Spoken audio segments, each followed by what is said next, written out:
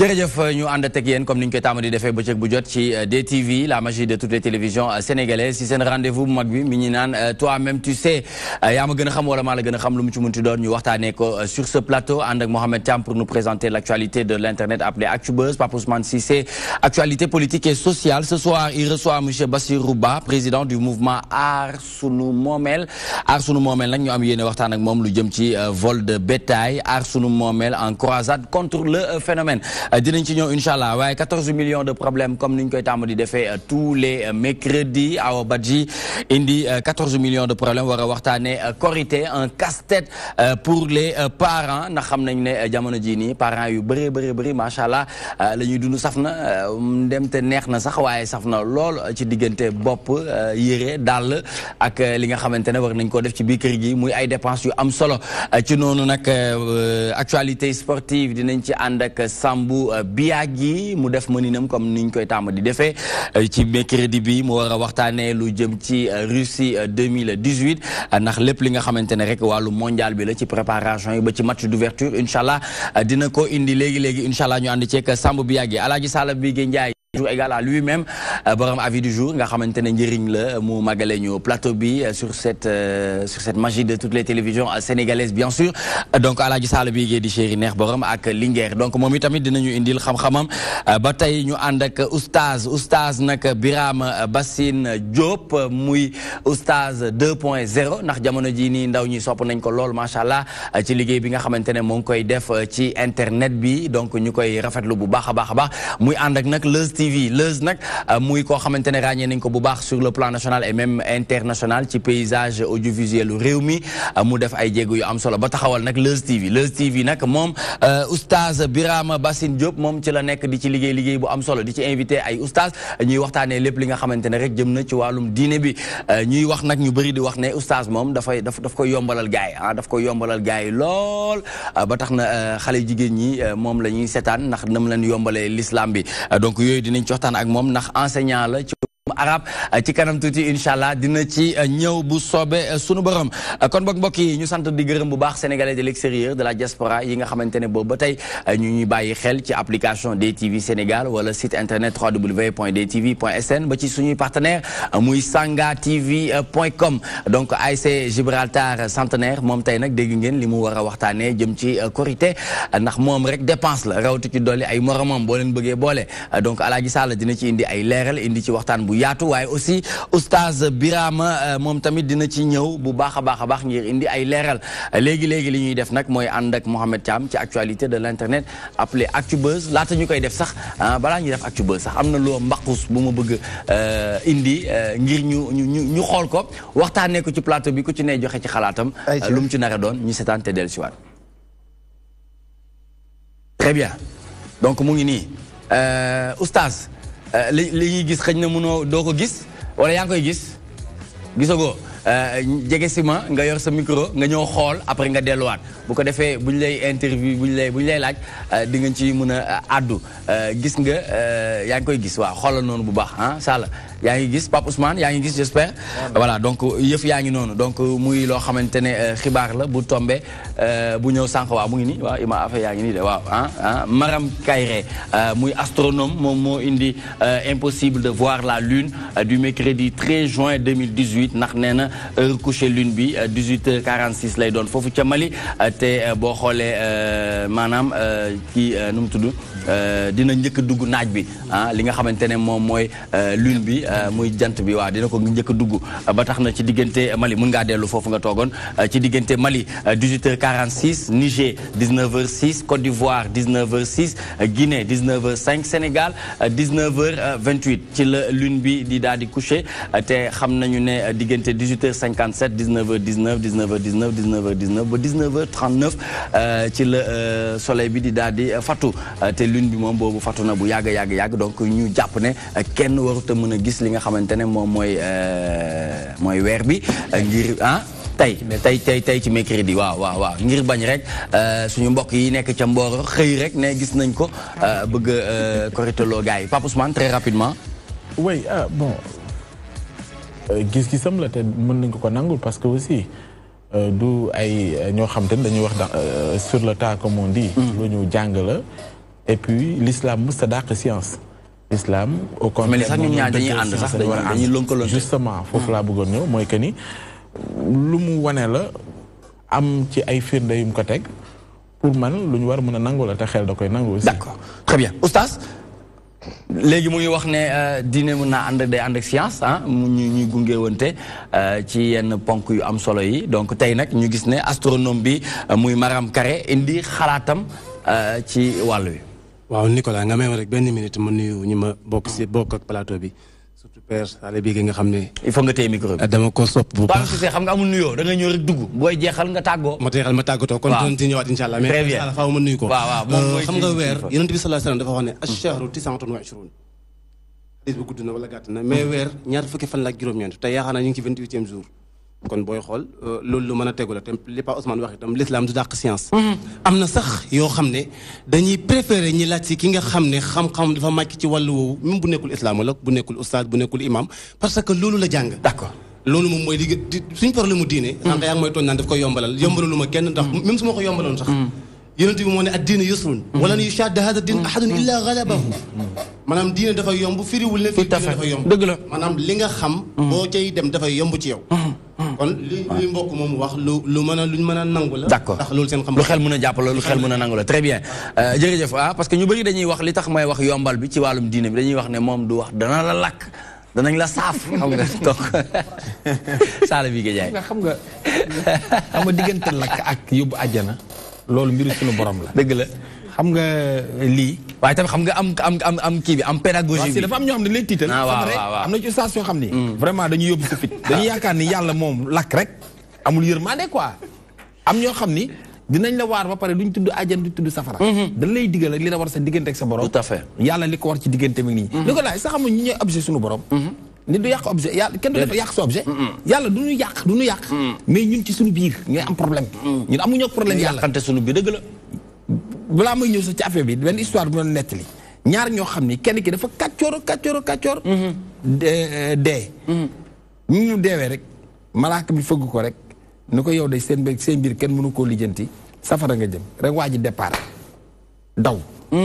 yàlla ni yónni malaaka ne ko kii dama indi ko lu muy daw mu ñëw mu ne ko looy daw mu ne ko que li ma def bon yi ma def ci àdduna yëpp nga bàyyi may bon te nee nga ma safara laa jëm. du ma fi nekk ba ngay may tegaat lu gën a métti loolu naa daw rek. yàlla ni ko ci sama yërmaane comme gëm nga ni safara nga jëm ba gëm ma rek loolu jégal naa la ci. macha allah. ak ki nga xamee nag kooku sax dañ ko woon demal safara dañ ko demal safara mu ni demuma. dañ ko di safara nga jëm mu ni demuma yàlla na ko doo dem mu ne ko yow nga ne am nga téeméeri yërmande te àdduna yaa ngi fi wàcc woon benn sa 99 yërmande yëpp mënoo cee jël benn yërëm ma ci man sa jaam bi yàlla yërëm ko du am koo xam dañ ko ne yow da ngay dem àjjana dañ ko ne àjjana nga jëm mu ni moom àjjana liggéeyalul boroomam lu tax mu war a mën a dem àjjana kon yàlla su ko yërmande su ko jógalee ci yërmande ba yóbbu ko àjjana kon yërmande yàlla dafa yaatu. tout à fait. loolu pour wal la ne rek yàlla àjjana ak safara loolu mbiru suñu borom. très bien mais ñun ci suñu biir nanu def li nu war suñu diggante ak suñu borom def li nu war suñu diggante ak diine. ndax oustaz dina ko inna diina inda Allaahil islam diine ji nga xam moom mooy diine yàlla mooy l'islam. kon science. mooy islam. parce que islam science la. parce que yonent bi sallallahu alayhi wa sallam kenn du dem bàyyi moromam. yonent bi sallallahu alayhi wa sallam boo dee xool ni mu véhiculer l'islam ba nëgë ni fii ñu toll nii science moo koy doxal parce que dañuy nit ñi bu leen forcer. d'accord bu leen rey. na nga leen nax. na ngeen leen waar nax leen ñu dugg. ku bañ ko forcer.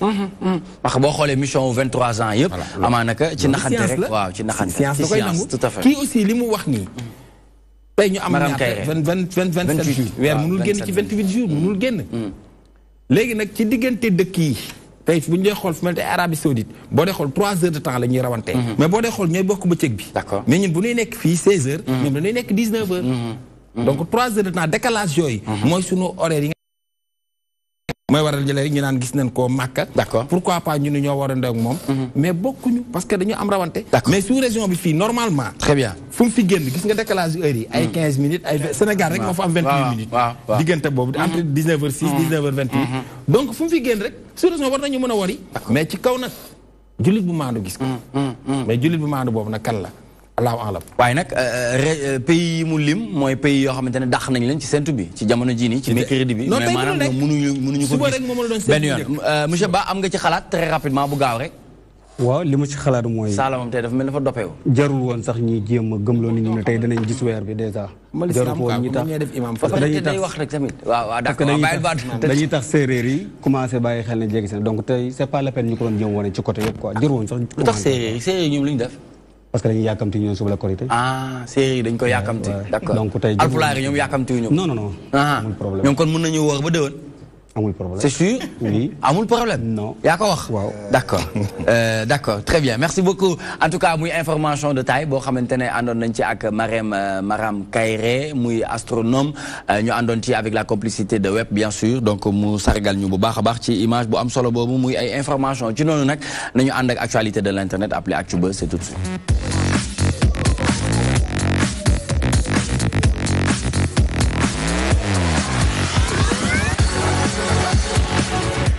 Affaire Prodac, ces preuves tangibles qui disculpent troisième universel d'après azactu.net. Voilà, azactu.net, ils sont allés même jusqu'à sortir un communiqué de presse donc pour duggaat ci détail lépp li nga xam ni jëm na ci scandale boobu nga xam ni dañ cee cité seen tour scandale Prodac bi nga xam ni dégg nañ fa marché par rapport ak communication bu toll ci 63 millions et quelques de francs CFA donc ñoom ñu ñëw andi ay détails preuve à l'appui groupe boobu nga xam ni Maïmouna Ndour Faye moo ko jiite ñoom nee nañ li waral ñu génnee communiqué bi dañoo bëgg tout simplement seetal seen der ndax jàpp nañ ni cité nañ leen plusieurs fois ci li nga xam ni moom lañ doon waxal waa Prodac mi ngi préciser ni ñoom liggéey ñu sax benn yoon ak Prodac bi ci boppam Locafrique bi nga xam ni mooy société bi leen embauché moom lañ doon liggéeyal ak Green 2000 donc ci benn organisation wu séminaire donc ci wàllum communication bi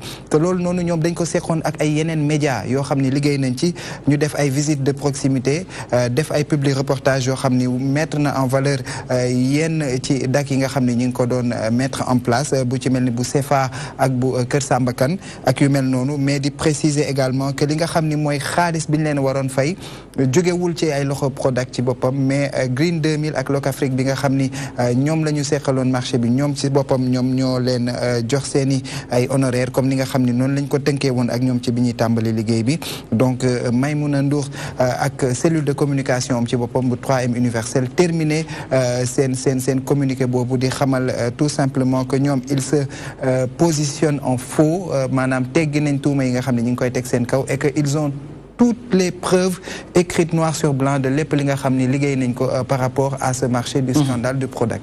Très bien donc ci communiqué bi nga xamante ne soxna Maïmouna Ndour Faye génne na ko fësal na ko ngir ku ci nekk am lu mu ci yër ndax ginnaaw Prodac li nga xamante ne ñoo ngi koy rumandaat ci scandale financier mu jëm ci ki nga xamante ne moom mooy ministre Mame Mbaye Niang dem ci ñi nga xamante ne collaborateur am lañu moo xam Green 2000 ak ñoom Toumani ak Jean-Pierre Senghor. Aujourd'hui indil nañu sax ay leeral bay wax ne médias yi nga xamante ne jot na ci lëkkaloo ak ñoom liggéey ci ak ñoom dafa mel ni TFM L'Observateur RFM Sen TV Zik FM La Tribune 2STV Sud FM Sud Quotidien L'As Le Quotidien Libération Icône Magazine AZ Actu ak Enquête Journal donc fësal ne am na ay invitation émission télé yoo xamante ne jot na am pour la promotion de la tournée mais aussi fu ci nekk mu jënd ay antenne muy jël ay temps d'antenne lu ci mel ni TFM def na achat temps d'antenne d'1 heure de temps Sen TV mu def achat d'antenne de 30 minutes. Oui, c'est-à-dire bon c'est vrai que ni suite logique la mooy ne Prodac lañu jiiñ ci scandale boo xamante ni ñu ngi koy tudd temps yëpp. Force est de reconnaître que ni bu fekkee ni ñoom it laale nañ ci wàllu liggéey bi. D'accord ni mu def moom Maïmouna Ndour Faye c'est tout à fait normal. moo ne liggéey la boo xamante ni yéen a ngi ci woon am ñu ngeen ko seqaloon ñu dem à un moment donné ñu koy tudd ci ay scandale ba sax ñu leen ci xaw a laalaale. te takku ci. waaw parce que da ci liggéey rek ci liggéey collaborer exactement maintenant bu génnee ay preuves wane que ni ñun taxawaay bii lañ ci amoon et que firnde yaa ngi nii lu leer la lu niñ mën a teg loxo loolu déjà dans un premier temps souci bi mu ci def mën naa ko comprendre mooy que ni boo amee benn agence nga ciy liggéey kat buggoo lu koy taqal pour que ëllëg nit ñi di ñaaw njort buñ la soxlaa mën na yàqal lu bëri mais taxawaay bi mu ci am pour leeral la maintenant liñ ci xaar ñun ñi nga xamante ne xëy na bëgg nañ mbiri leer mooy ñi ko war a leeral éléments yi ñu soxla pour leeral ko déjà mu ngi feeñ de part et d'autre maintenant bu ñu demee ba ci kanam dinañ xam mbir yooyu yëpp naka la tëddee. naka la tëddee très bien mu nekk lu am solo muy mel ni ci liñ doon wax ci wàllum transparence madame Maïmouna Ndour Faye def ci jéego bu am solo fësal li nga xamante ne jot nañ ko ci tuddaat ko ci tey mu def communiqué boo xamante ne dafay setal deram. waaw xam nga comme ni ko Pa Ousmane waxee c'est la suite logique de cette affaire parce que nit ki bu fekkente ne man ak yow ñi ngi liggéey bu am lu feeñ rek dama war a setal sama bopp sama wàll balaa may jéem a setal keneen te yaakaar naa ne Maïmouna Ndour Faye cabinet la yor ñun ñëpp am nañu ay cabinet parce que ni muy tudd ni man xam naa tudd na ma ci biir parce que da ngay jot marché bokk nga yow jot nga mos ci marché bi waaw bokk naa ci ñu am ak sama structure parce que dafa gagné ba communication c'est-à-dire le truc de communication des vacances citoyennes moom la taxawaay agence de com voilà agence de com mu géré ko boo koy géré nag yow agence de com yow yaay def lépp yow da nga nekk interface entre la structure ak la presse parce que yow agence bi mënoo peut-être yow société mënoo wax ak presse bi yëpp te mënoo couvrir lépp mënoo couvrir lépp et c'est des choses qui arrivent de temps en temps des fois nga am ci coup yu mel noonu voilà donc da ngay am kenn koo xamante ne da nga koy dénk la communication boo ko dénkee la communication à lui maintenant di xool maintenant yan structure yan maison de presse yaa mën a liggéeyoo pour mën a def communication assurer communication donc loolu la def je pense que yaakaar naa ne aussi li mu def nii c'est comme ça nga teel a génn wax ni alerter en fait c'est une sorte d'alerte d'accord waaw dafa alerter maintenant li ci biir maintenant après on verra tout ça mais en tout cas c'est man j'apprécie ça a encouragé c'est voilà tout à fait absolument parce que mënoon na noppi rek bien sûr mënoon na noppi parce que je sais que elle ne sera jamais inquiétée loolu mënul nekk. te dara du ko ci fekk. non c'est une entreprise privée. très bien monsieur Ba en tant que président du mouvement Aar Sunu Moomeel li ñuy wax ni ndax ay alalu askan bi la wala boog askan bi am na ci lu bëri tey ñuy wax scandale financier joxoñ ci baaraamu tuuma lu ci mel ni ministre Mame Mbaye Niang ak yenn collaborateur ñu ngi waxu démissionner dina démissionner du démissionner dinaa démissionner mais à condition luy doon condition yi mooy ngeen indil ma këru saytu ñi war a saytu yëpp ba mu des IGF donc tey madame Maïmouna Ndour Faye bi nga xamante ne bokk na ci lim bi mu génnee communiqué booy def appréciation wala bokk analyse par rapport à cette situation lan lay doon. ok li may def en tant que sénégalais bu nekk ci réew mi gëm ne suñu moomeel dañ ko war a aar bu baax donc tout d'abord damay njëkk a remercier li ministre bi def Mame Mbaye Niang su fekkee ne dañ ko tudd ci mbir mu démissionné donc mun démissionné sans condition nag la waroon def démissionné sans condition ñu bàyyi ko mu dem après ñu indi yoon teg ci kawam. su fekkee ne nag dañ bëgg a indi démission boo xam ne lay lancer beneen buntu parce que peut-être ñu bëri wax nañ ne Baye Fallou Macky Sall la donc te bañ nañ démission bi déjà ñu ngi koy woo mu bañ ñu ngi koy woo di waxtaan. kon nangu nga condition yu mu teg. léegi lan nga may woowee condition bi. mooy ñëpp mën nañ maa saytu ba mu des IGF. ndax IGF moom jàpp na ne ci démembrement wu ministre des finances la Amadou Ba. waaw est-ce que doonoon na yoon tey benn nit rek di xalaat ne am na benn site boo xam ne bu la audité nga am problème ci am réew. ça dépend lan moo ko waral c'est parce que politique la seen biir parce que moom ci wax ji li ñu jàpp ñun mooy xaw na xool bët ministre de budget que ni ñoom ñaar am na benn affaire loolu c'est affaire de politique. mais ñooñu ñoo jiite de. moom laay wax te ñoom ñoo war a aar suñu moomeel. foofu laa jëm si. waaw xam nga boo nee bay xool benn ministre boo xam ne moo yor suñu budget nu mu toll ngay xalaat ni ko dafa am problème ba bëgg la jiiñ yenn yi donc loolu ñun dañu am problème ñun dañu am inquiétude parce que tey kii moom ki yor suñu moomeel yi ñun ñëpp dafa war a mën a mel noo xam ne du xool daray kenn. donc assurer suñu moomeel bu baax nga xam ne du am benn problème léegi Mame Mbaye su demee ba dem di xalaat loolu nga xam ne nar a indi problème. donc daf ñuy xaw a jaaxal ñun ñëpp. d'accord léegi li ma bëggoon wax foofu mooy. Mame Mbaye na able Maïmouna Ndour bi tey li mu def ñeneen def ko te ñu teg yoon affaire bi na am atte bu wóor keneen ku ci xaw xam ne mosoon nga ko def donc mu doon buntu pour yow nga xam ne bu ëllëgee soo defee dara ñu ma lekki mais nañ bàyyi kii fii la bokk kii fee la bokk te dafa bëri ci réew mi donc ñu bëri dañuy faral di def ay scandale bokkoo sax APR wala ci parti pouvoir nga ñëw làqatu si puisque soo fa nekkee nag donc dañuy wax nii rek mais du mujjee fenn te bëri na ay dossiers yu commencé kon nga jàpp ne dañuy dóor doom làqatu non du mujjee fenn très bien très rapidement ma bëggoon la laaj balaa Sall di ci addu ci communiqué bi li ma xaw a jaaxal mooy chiffres yi ñëwul amul chiffre bu ñëw. Voilà, donc beaucoup de gens se sont attendus à ce que au moins ci communiqué bi ñu mën a joxe ay montants parce que IGF rapport bi mu génnee d'après confrères yi ni ñu ko relayé on en avait parlé ci Actubuzz bi on avait parlé d'un montant de 63 millions et quelques ak quelques centaines de mille. donc tey jii. loolu bokkuloon ak li nga ma tiré loon Pape Ousmane. moom nga ma tiré loon. waaw ci budget ou communication bi maintenant étant donné que effectivement su fekkee propos yi ñoom yi ñu andi ci communiqué bi ça se confirme que dafa am yeneen médias yu ci liggéey.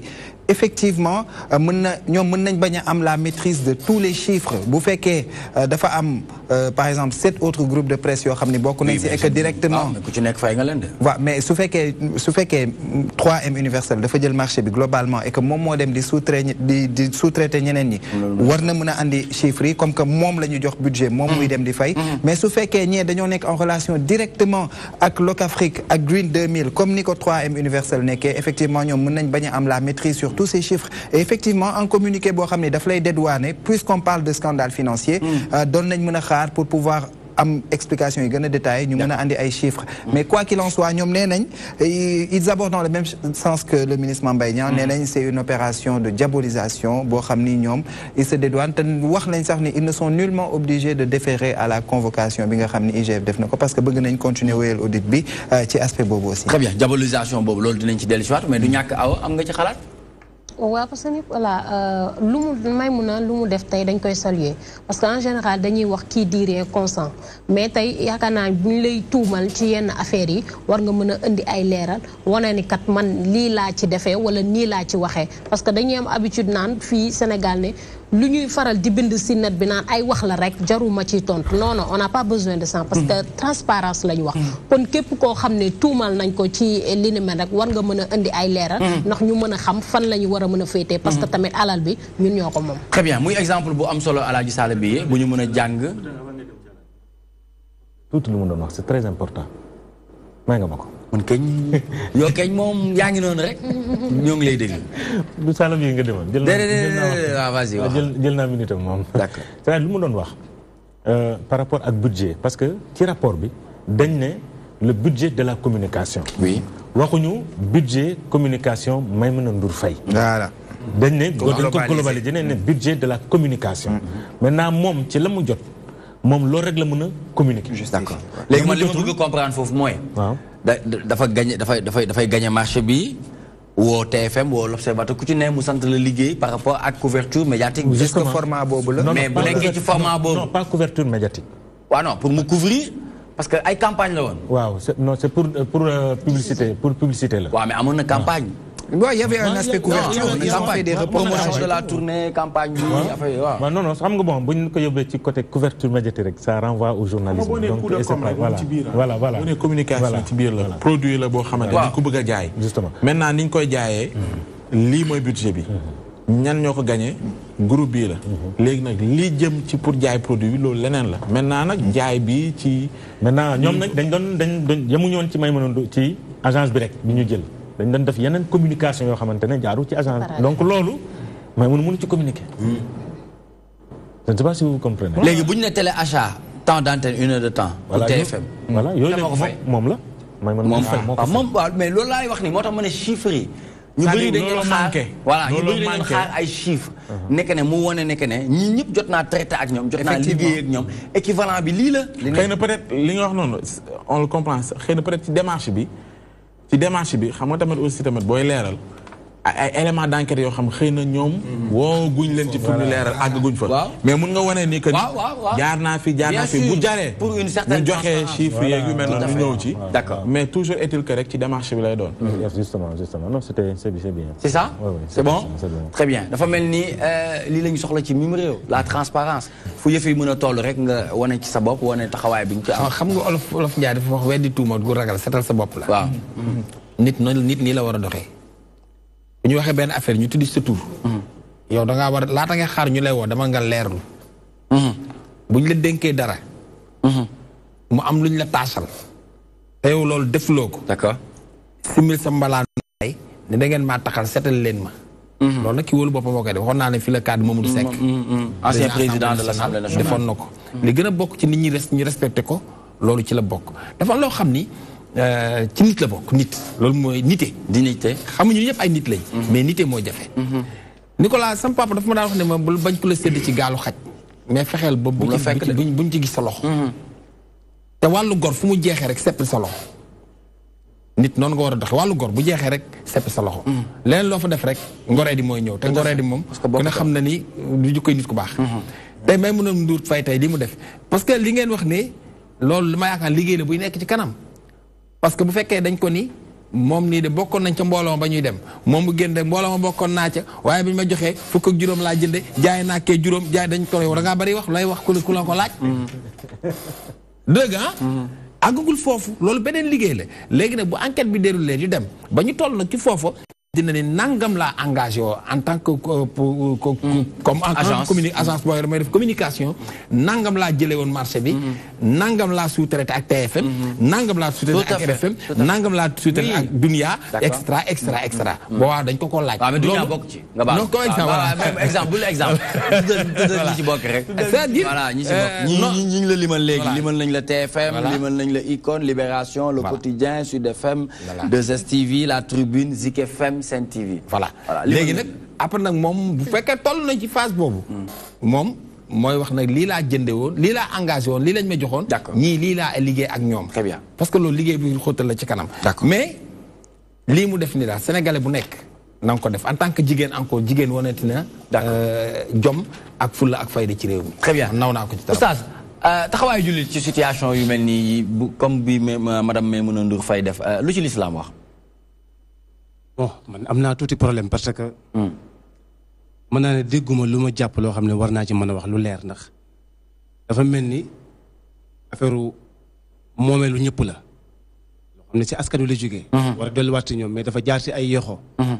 yoxo yooyu ndax sell na wala sellul loolu la ñuy wax n'est-ce pas bon non parce que li dafa am yëngu-yëngu bu am ci benn kër xam naa affaire muy Prodac ministre Mbaye Niang Mame Mbaye Niang waaw mais problème bi ma am mooy xam nga mbokk bi wax na ko lan moo tax mu ne ñëpp nangu na ñëpp bokk ci enquête bi ba mu des IGF. waaw non loolu Mame Mbaye Niang moo ko wax.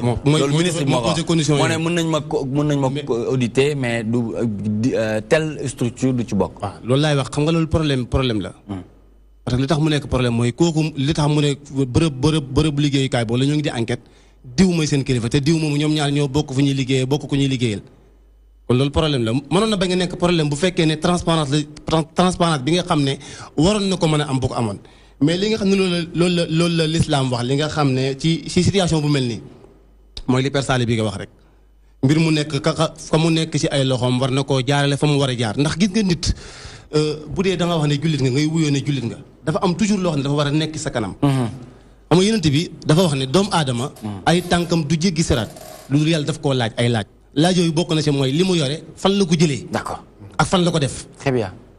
alxuraan nee na wa innahu li hubbil xayri la shadid maanaam alxayru huna yaani almaal alal nit dafa bëgg alal. dafa bëgg ay bien. moo tax luñ la dénk nga wut loo sa comp am ay nit ñoo woon nax leen ne leen jëlal nga lekk lii yow nga lekk lii mais nga noppi. d'accord. loolu nekkul li jaadu mooy lu si nekk nañ ko jaarale fa mu war a jaar. macha allah bu ko defee loolu amul du affaire oustaz ak affaire imam mais loolu affaire dignité la ak ngor. tout à fait. te gis nga Nicolas gis nga politique dafa nekkoon ci ay loxo yu jagadi. loxo yu jag.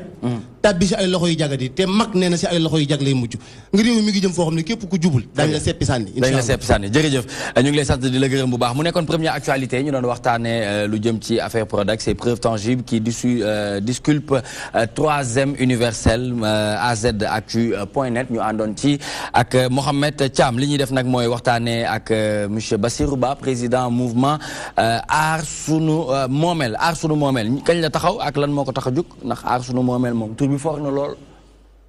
mu ngi taxaw décembre bi passé. la taxaw li ko tax a jóg mooy dañ seetlu ne effectivement àll bi dañ bëri ay jafe-jafe yu ñuy dund. jafe-jafe yu ci jiitu mooy boo ne baykat da nga naan suuf.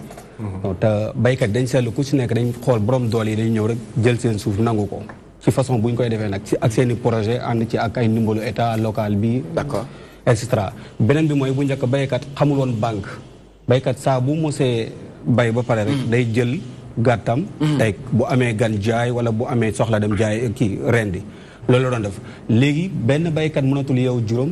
te rayuñu ko rayaale ko ba jël gàttam dañ koy maanaam dañ jël gàtt ba rayaale ko donc mënatul kii beneen bi mooy dafa am beneen problème mooy dafa am loo xam ne dafa niroog sàcc te gën a garaaw sàcc mooy lakk yi ñun xam nañ ne dañu am problème mu caserne pompier bu bare kenn mënul am fii ay sapeur genre dafa manqué alors da ngay dëkk benn par exemple diggante Tamba ba Kaffrine 200 kilomètres Kaolack ba Mbirkilaan benn kii bu ndaw nga jëm Kaolack ay kilomètres laa la bëgg a wax donc foofu bu daay di am ak àll bi li muy mel problème lay jur donc comme am nañ problème boobu te tout le temps ñu am problème di sensibiliser suñu mbokk baykat yi boobu tam ñu ne ci la bokk pourquoi lakk yi di xew te sàggantew ñun waa àll bi la donc boobu tam dañ koy dugal ci mouvement bi juste pour organiser leen ci loolu bi des mooy problème mu màngaan mooy ki nga xam ne day am sàmm ñëw côté am amul ñax mu ñëw màngaan ci beneen gox.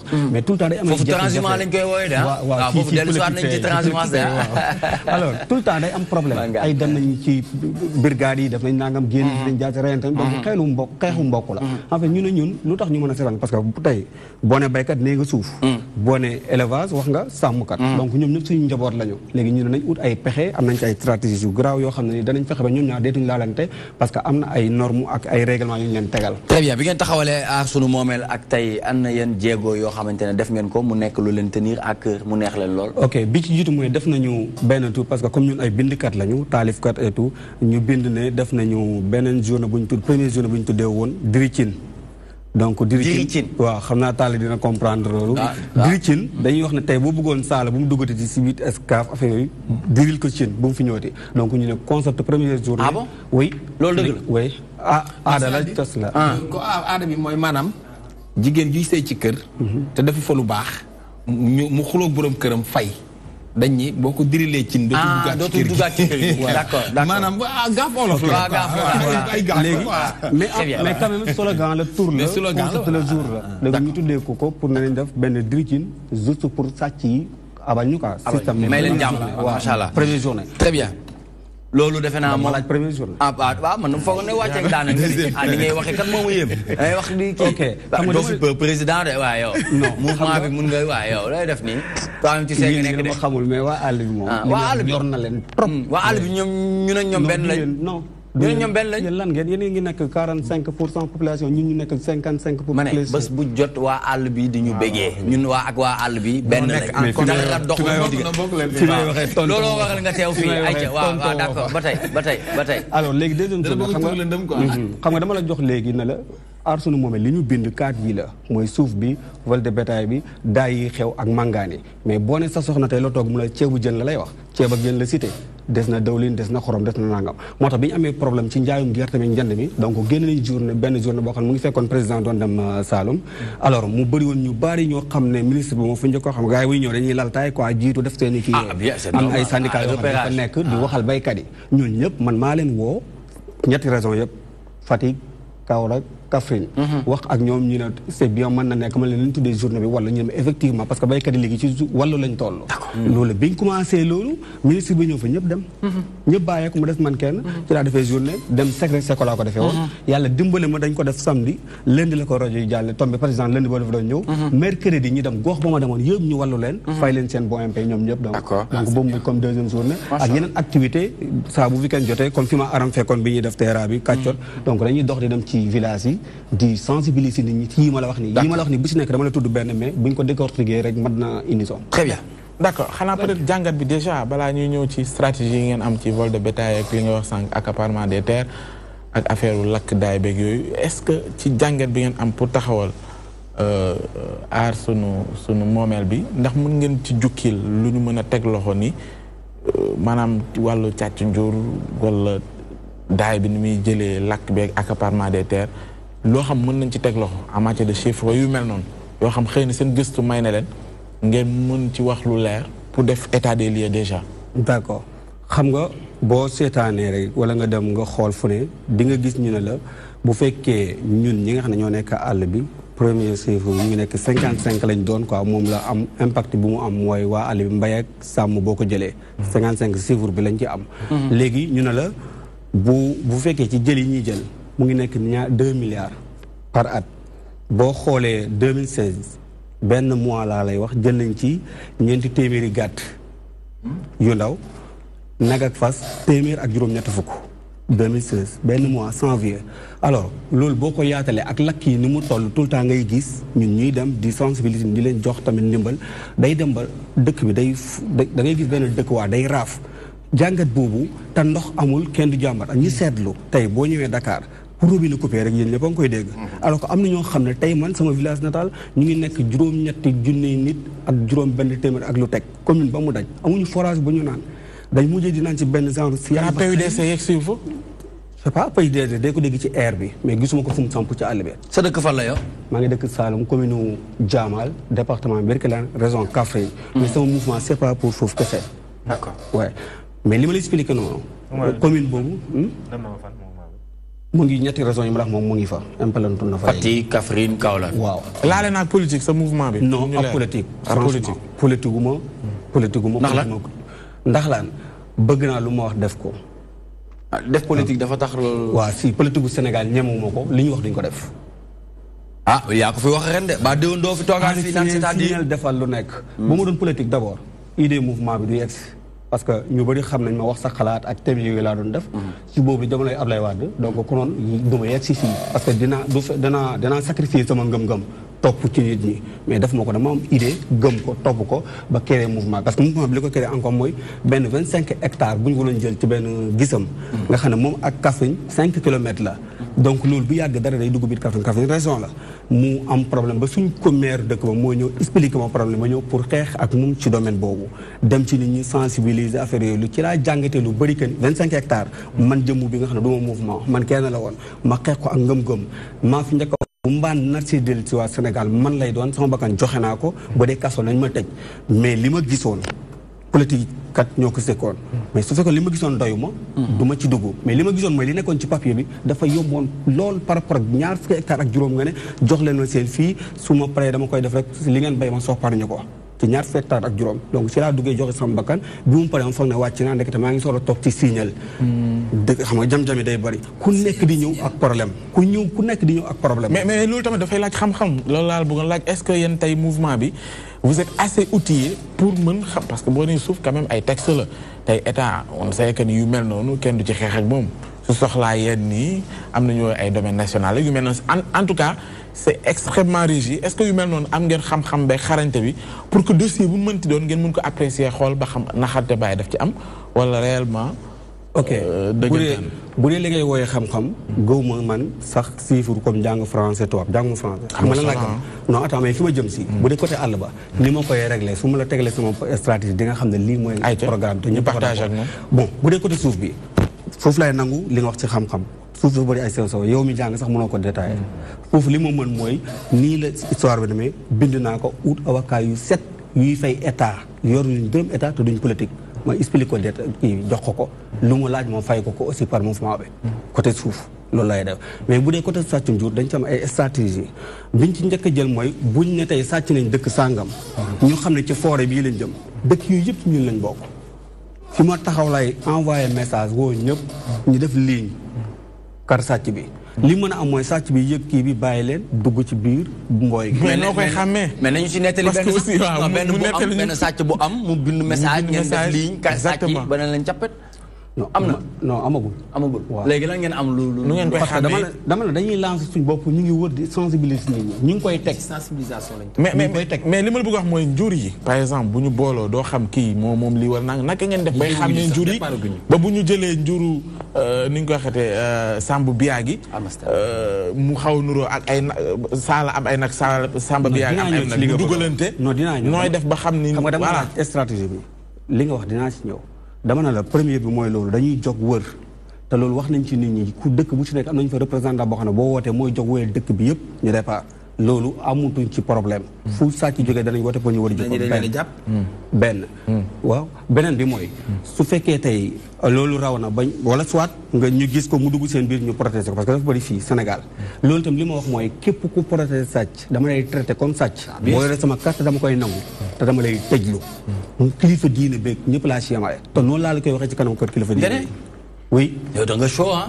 non Sénégal dafa am lu koy yàq quoi. noonu laa koy waxee ci kanamu diine kilifa diine yëpp parce que ñëpp laa seeti dama am ndigal ci ñoom am cër ci ñoom ñu nangul ma li ma nekk. d'accord bu ma jógee si loolu mun nañ jël comme ni télé yi réseaux sociaux yëpp envoyé wax mais beneen bi mooy dañ jël ne léegi xam nga bu njëkk da ngay ñëw rek yow benn ci yenu sa gàtt dem wala teg sa gàtt dem wala may ñu ne amatul benn nit buy génnee gàtt te du da ngaa dem ci chef de village bi moom bindal la luy wane ne yow yaa moom gàtt bi da nga war a dem yor nga ñaari gàtt da nga naan ko dama yor gàtt boo xam ne dafa weex tal dama bëgg génne sama gàtt d'abord nu mel mu ne la dafa weex benn bi dafa ñuul waaye am na taas bu nangam ñu ne d'accord ñu bind ko day am kasew communal am numéro téléphone chef de village bi beneen dëkk boo dem naan sëñ bi ça va na nga def yaa moom gàtt bi nga ne waaw lan moo koy mandargaal nga ne mu ngi nii ñu xool su fekkee mandarga boobu méngoo na ak li nga xam ne moo nekk ci këyit bi dañ lay bàyyi nga dem su fekkee am na jiixi jaaxa ñu jël téléphone bi woote sëñ bi na nga def ça va yow yaay borom dëkku sañ ci gël ngoon nga ne waaw ah diw sangam de ne la tudd daf fi jaar ne dafa yor gàtt yaa ko jox mu ne waaw gàtt bi nu mel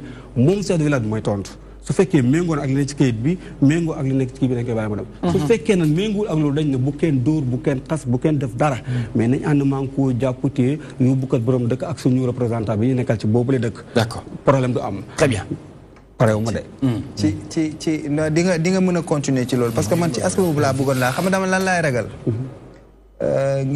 ngeen teg seen loi wu bopp bañ a dëppoo ak yoon xam nga bu fekkee da ngeen taxawal aar suñu moomeel war a def benn croisade jaamarloo ak ay nit yoo xam ni dañuy sàcc seeni bétail ak yu mel noonu dëkk bi dafa am fu ñu féetale yoon do yéen a war a doxal justice donc tey jii yéen ci seeni ay démarches il faut déjà ngeen mën a formaliser wu ngeen am reconnaissance bu légal au niveau administratif mais que am relation yoo xam ni dafay dox yéen seen diggante ak yoon de telle sorte que képp koo xam ni li nga xam ni moom ngeen di xeex moom dafay ñëw di gàllankoor loolu ngeen mën a dem ci yoon pour que yoon mën a def liggéey bi mu war a def mais du yéen directement ak nit ki yéen a war a kii ndax loolu noonu am na ay jéego yoo leen ci teg ndax am na ay waxtaan yoo xam ni yéen a ngi koy séq ak les forces de l'ordre ak gendarmerie ak yeneen services yu mel noonu pour que ñu mën a non seulement reconnaître yéen seen association mais que également ñuy mën di leen jàppale ci li ngeen di xeex fan ngeen ci toll ci loolu. merci beaucoup parce que bu dee loolu yaa ngi may retourner nit ki balaa nga naan da ngay créer mouvement ñun ñëpp Sénégal lañ bokk da nga xam ne foog nga am récépissé soo ko waxee mooy yaa ngi ci voie légale n'est-ce pas ci loolu ci li ñuy joxee loxo man dama jox sama askan d'abord sama ndeyjoor laa lañ jox parce que ñu ci bëri xamuñu yoon parce que fi bind war a dem soo fa demee wax du mujj fenn alors ñoom tamit ñu ngi am ay jafe-jafe yu bari parce que mënuñu yegg si ci loolu ñu ngi leen di mere fekk fi nit ki di jaar moo dul yoon ñun ñu ne dañuy ñëw ci kii conseil la ne fii nga war a jaar da ngay bind mouvement moo koy jël en compte tey boo waree fere 50 000 francs ci dem ak dikk rek fayagoo sa avocat da nga koy tayalee bàyyee moo tax ñoom li ñu signalé ci yi réer noonu sax li réer te déclaré ko moo ëpp parce que ñoom li ñu déclaré rek lañ mën a tudd alors que ñun mouvement moo lay ñëw jàppale la ba 1 million 300 000 lu mu mën a doon mouvement moo ko jël alors kon moo lay conseillé nooy demee ci yoon moo lay fayal avocat mais ku wax avocat kay wax na la yoon bu légal n'est-ce pas man dama bëgg a dimbale sama autorités yi nekk sama gox mais dimbale sama askan comprendre nga wax bi donc du parce que kenn mënta dëkk ci dëkk war a def lu mel nii ba pare di ko jaay ci ay doole gi déedéet jëmb ji tuuti na at yi néew na mais bëgguma def yëfu xale lu dama bëgg su may wax ay kilifa di ma déglu parce que yëfu kilifa laay def ak ñoom du ma toj du ma saaga du ma xas mais fépp fu yoon nekk dama fay dem fu buntu nekk bu baax dinaa ko fëgg sama sa communication nag dafa xaw a dëgër parce que waaw non pour man kay man moom defoo ma dara non du ma fëgg parce que li ngay waay Samb bi yaa ngi ba gel waay waa Samb waa d'accord ñu bàyyi la bokk nga poser question xam nga li mu man dama ko maa ngi koy arrêté di ko expliquer Samb yaa ngi dog ma mais la question de Mohamed elle est importante. Oui, non, il faut me terminer. Mais non, mais dafa dévier question bi. Dafa dévier question bi. Mohamed dafa am question bu mu posé. waa léegi non dafal dàgg. léegi man mii taxaw nii di présenter émission bi gis ne kii dafa dëngale yëf bi ma wax ko xadar bi pour mu wàcc ma dugal ko loolu noonu pour mu yeggali lii nga ne ma bàyyi ma wax mais tamit Samb bi yàgg waa demal non waa demal waa léegi posé ko question bi posé ko question bi non lu mu posé li Mohamed posé moom tontu ko xam nga kii dafa yenn loo xamante ne xaw ma ndax xam na impact bi ndax xam nga mesuré nga. dayo bi. parce que bétail nga wax. suuf. ak lan. ak waaw. waaw yooyu la rek waaw. ci ñaar yooyu nag la lépp ak feu de brousse waaw. mais feu de brousse bi c'est pour dindi ay kii rek. waaw am na question bu mu dugg léegi. xam nga Sénégal yàggul dara ça fait 4 mois dafa am loi bees sur le vol de bétail. xam nga yooyu aspect yooyu yow en tant que mouvement da nga ko war a maîtriser. mais maîtriser na. waaw ma ñëw rek xam nga loolu da nga ko war a maîtriser parce que boo fekkee ne da nga ko maîtriser woon am na nooy xadar bi muy wax nii bi ngay waxee nii doo dugg ci xadar boobu parce que boobu état moo koy fajal boppam. dañu ne léegi ku def lii daan bii moo lay dal lii moo lay dal fekkente ne yow nag da nga ko bëgg a régler ci yow si sa loi aar sa moomel noonu la de aar sunu moomel damay ragal. mu am problème la contribution citoyenne. oui mais il faut ñu jox ko mu tontu sinon xam nga Saalum la nekk. waaw léegi xam nga Saalum nga nekk. bés boo duggee Fuuta bi foo nga xamante ne l'armée ci boppam gendarmerie ci boppam police ci boppam dafa am jafe-jafe pour aar problème vol de bétail yow fekkee ne da ngay aar da nga koy aaree ni ngay defee nii yaakaar naa nga dugg. d'accord léegi nañ ko bàyyi mu tontu ci léegi s'il vous plaît. jàngat bi mooy su ma la waxee ne chef de village bu ci nekk dañ koy jox li tax mu jox beneen nit que ni yaa moom gàtt bi ma wax la day am caseau communal. commune lan la. légalul du yoon. non damay laaj comme li Mouhamed wax. légal na kay. dama la bëgg wax ne maa ngi ci yoon bi. alors comme li kii wax nag nit am na loo xam ne boo ko yëg. yenn ko ponk yu am solo yi état bi teg ndax maîtriser nga ko. maîtriser naa ko xam nga dañ ne. loi bi mu nekkoon 65 bi ngay wax nii ñu beesalaat ko 2017. mu ngi tombé bi fi Sidiki Kaba nekkee foofu dañ ne peine bi mu ngi nekk 5 à 10 ans. su ko def loolu amende bi mu ngi nekk 50 ba 500 000. lañ lay tey. loolu lañ lay fay. waaw mais ñun am na foo xam ne article 368 dañ ne sax ku mën a def jëf jooju la même bu dee sa mbokk la war nga ko mën a tëj mais ñun suñ jafe-jafe mooy tëj sàcc. boobu dañuy tëj sa mbokk. mais ba pare dañuy nëbbante seen biir problème bi mooy nga gis sàcc doo ko mën tëj parce que da ngay dem yóbbu sàcc wax ak moom loolu laa la bëgg wax ak sàcc yóbbu ko ci yoon sàcc bi jiitu si la fa parce que ñoom dañ jàppoon dem nañ ba foofu laay waxee pourtant boo seetlu li may wax dama bëgg a wax ne suñu askan man sama askan samay niti bopp dañ dem ba yaakaar ne maanaam état dafa manko ak sàcc dama lay wax moo bi ñuy wax ñoom man def naa journée kii dirigé bi ma la wax ne am na ñoo xam ne dañ ne su ma gisatee sama sàcc damay rey mais fii koo fi rey mbokkam mu rey sa mbokk man dama jóg ma ne reyante du fi am parce que xamuñu lii yoon moo tax xëy na ñëw nga brigade fekk nga commandant mu nekk ci ay problème yu ëpp sa bas nga ñëw mer ak sa kii ku nekk ak ni mu toll nga ñëw wax na ngay waxee mu ne la waaw wala sax mu nekk ci dossier bu kii mu def na sa kaw nga ne saye man su ma gisee damay rey wala déetu ma yar mais loolu fekkee am na réew mi du stable.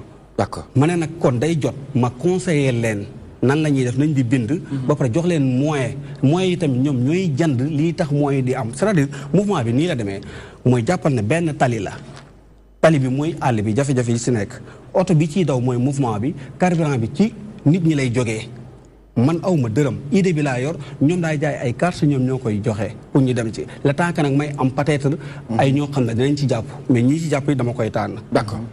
Alaaji. kon li mu wax ne mooy li am Dakar rek comité vigilance yi. quartier boo dëkk am na comité vigilance.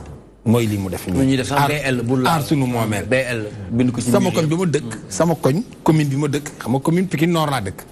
Pikine Nord secteur bi ma dëkk heure boo fa duggee te booy yi dëkk ci koñ bi xamuñu la ci koñ bi dinañu jóg ni la fan nga jëm nga ne kër Saala Bigué laa jëm ñu gunge la bu ñëwee ba kër Saala Bigué ñooy fëgg.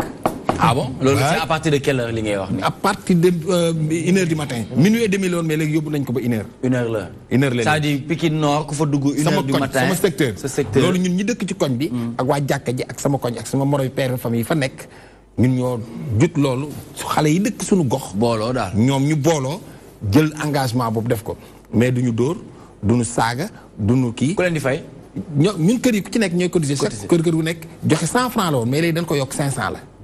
que junni sax ngeen war a def. non mais imagine toi quartier bi kër gu nekk joxe 500 ñoom dinañ ci jël seen i salaire fay ci seen i kii c'est-à-dire àdduna lépp organisation la. waaw bien sûr organisation la rek.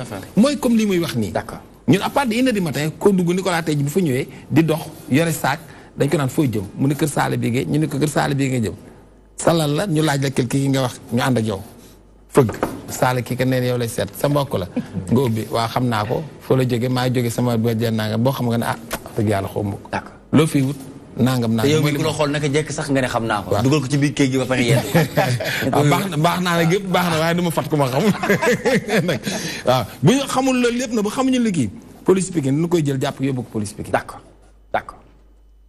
li ba càmbar ko lijjanti ko ñii nag li ñuy def mun na doxee noonu d'accord mun na doxee noonu parce que tamit dafa am ñett yu am ci àll organisation bi ak bi seen organisation dafa yaatu de dafa des ñoom seen bos maanaam mun nañu ab gox la léegi nag gox boobu dafa am loo xam ne ñoom il faut ñu organiser wu parce que moom du moom rek mën na nekk président bi mais dafay am village bu nekk am ku leen fa toogal am représentant léegi représentant boobu aussi dafa am équipe buy liggéey ak moom donc benn chaîne la boo xam ne ma nekk dañuy prochaine di dem mais c'est-à-dire moom ni koy expliquer ak fugu bi des fois pour ñu mën a kii xaral bi la ñuy gis xam nga communication ñett la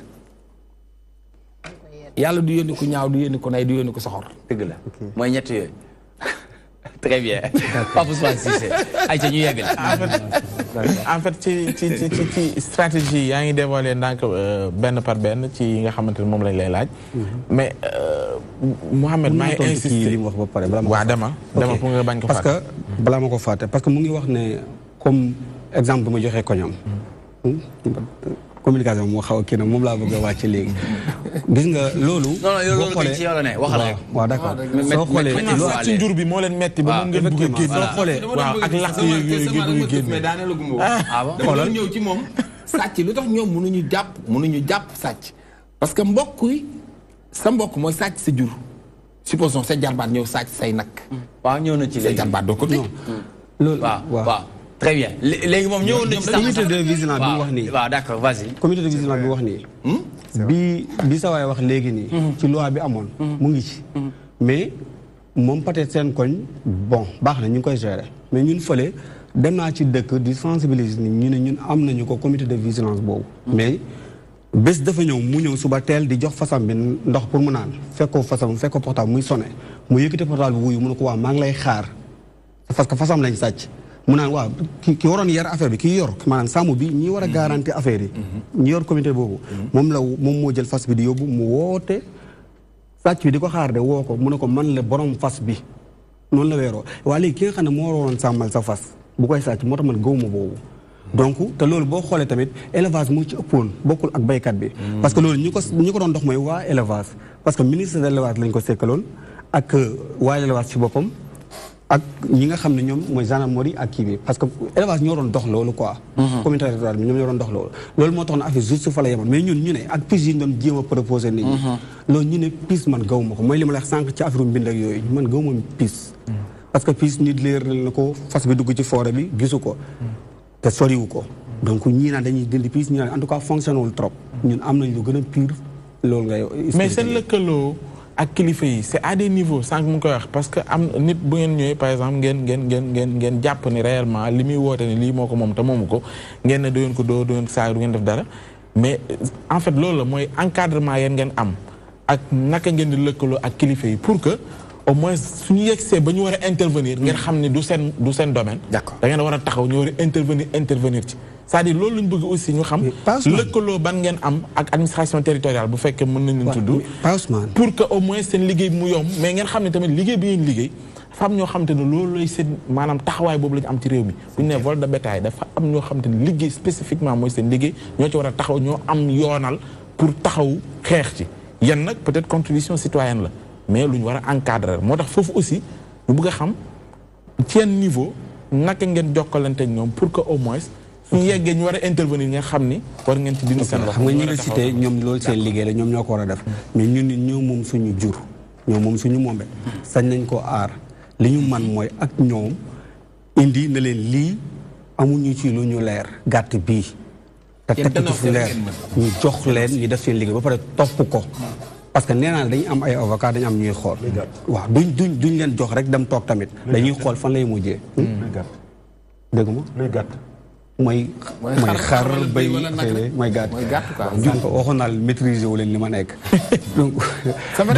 dañ koy jël def li ñu war a def mais nee naa la fu ñu toll danañ fexe am numéro commande ak ku mën a doon woo ko wax ak moom mu comprendre ni dëkk sàngam lii moo fa xew lii lañ war a def. d'accord.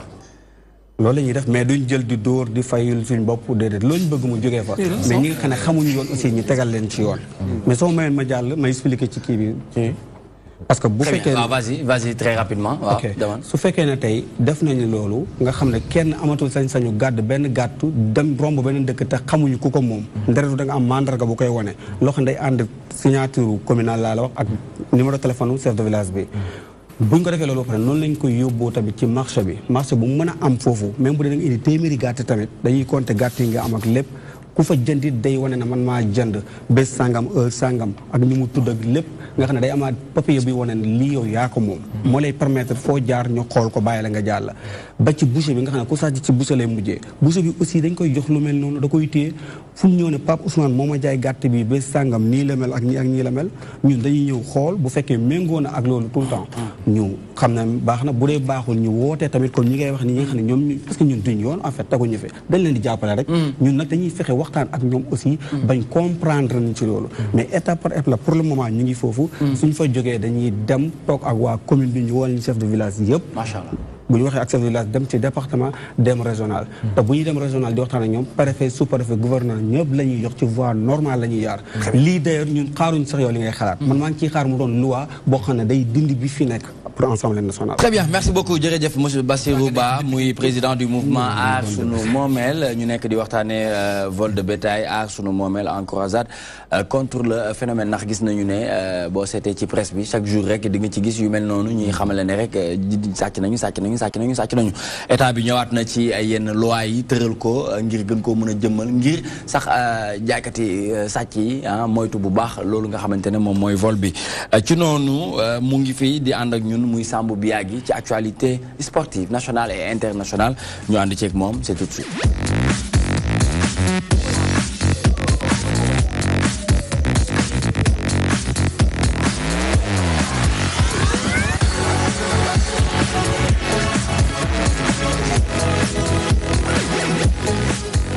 jërëjëf merci beaucoup ci actualité sportive bi ñuy dem waxuma jaaykat sàcc de dama ne sàcc yi laa sàcc waxuma jaaykat sàcc de sàcc laa wax. Très bien léegi ñu ànd ak yow ci actualité sportive nga wax ci Russie 2018 l'Espagne vire son coach à 48 heures du match.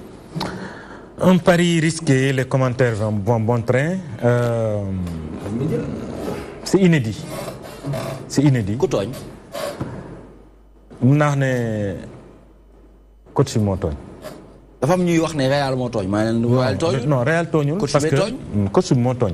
c'est-à-dire peut-être bosam moo feeñ moom moo feeñal bosam mais entraîneur yu bëri tey ñu nekk coupe du monde am na ñoo xamante ne mënoo dem 2 fois coupe du monde Deschamps tey xam na ne quel que soit le résultat dafay jógee foofu kon mu ngi lijjanti leneen fan la war a dem ëllëg kii mu ngi ci 2e coupe du monde am war na lijjanti fa mu war a dem bu coupe du monde ba jeexee coupe du monde benn weer la club ay at la lu dëgg bu fekkente ne yow da ngay dem mondial waaye bu mondial nu munti demee da ngay jeexal te da nga war a xool sa ëllëg mën nga ko def mais bu wonee ni yow def nga ko ba pare jarul communication moom foofu la defee foot. coach bi coach bi nu mu tudd. daf ci communiquer quoi.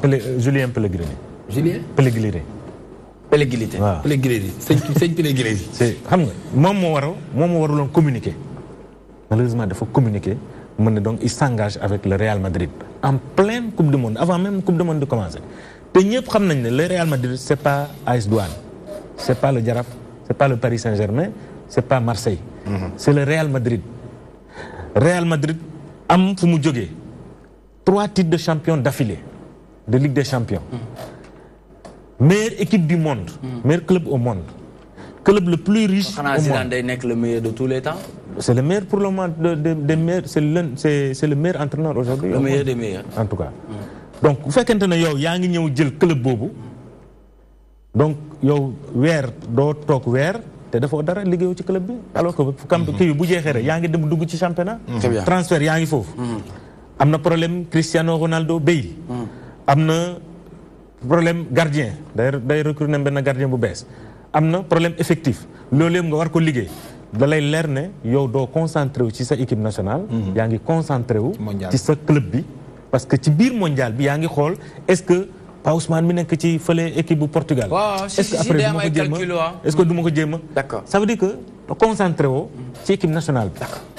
donc loolu la wane donc fédération bu communiqué wul woon peut-être fédération du jël décision bi mais fédération bu jëlul décision bi en cas d'échec les gens vont dire mais pourquoi vous l'avez laissé faire. Très bien. Donc vous êtes les responsables. D'accord. Après l'Espagne qui vire son coach à 48 heures du match.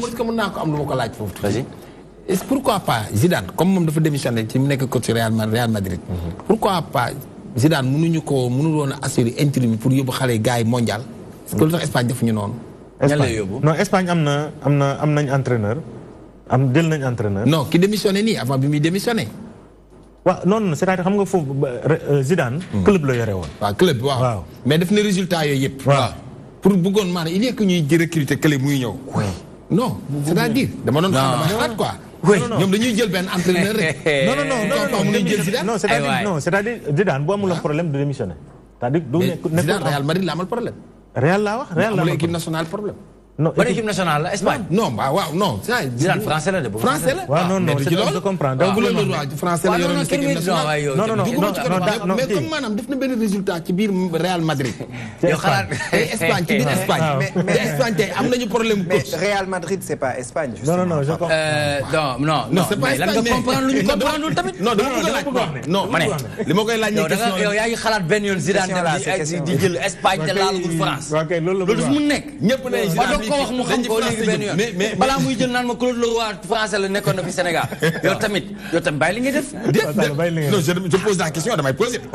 gis nga nag sama neexul ba neexul mais tey la kooram métti nag. man de kii nga ma yaakaar. sama question fi nga dugg noonu. tey la kooram métti nag tey laa ko gis. indil leen ma leen mu def lu tey mooy bisam bu baax tey moom waaw. mais Zidane mënul nekk français. waaw. français ak li mu toj France yëpp li mu def France. ñu jugee foofu mu dem Real.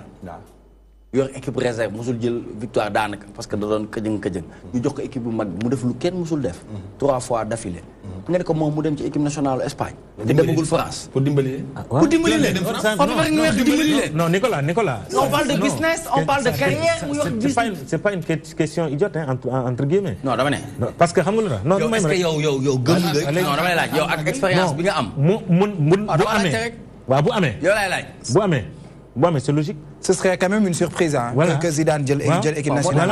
Ce serait une surprise expérience bi nga am na xaaroon nga yow Zidane teg la ñetti coupe yi nii rek mu ne ba jox leen ma Espagne ma yóbbu ko coupe du monde. non du question jox gis nga y a des entraîneurs. nee na ñu dimbali la non c'est-à-dire entraîneur dafa am entraîneur yoo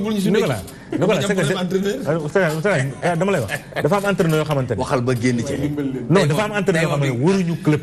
waaw club la di entraîneur yi waruñu club waruñu équipe nationale. club yi ñoo leen di dem wëri. équipe nationale ñoo leen di dem. Zidane ci la bokk. waaw maintenant mais qu'est-ce qui peut pourquoi Espagne.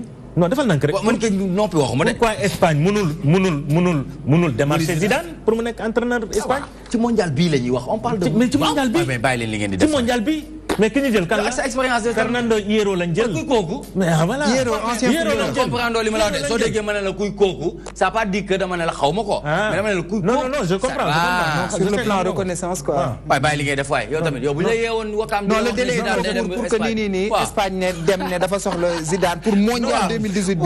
non. waaw mais je sais surpris mais. logique tamit il faut ñu waxtaan tamit ak oui. waaw mais question aussi am là je soutiens Nicolas quand même. c'est-à-dire nii. Espagne jël Zidane.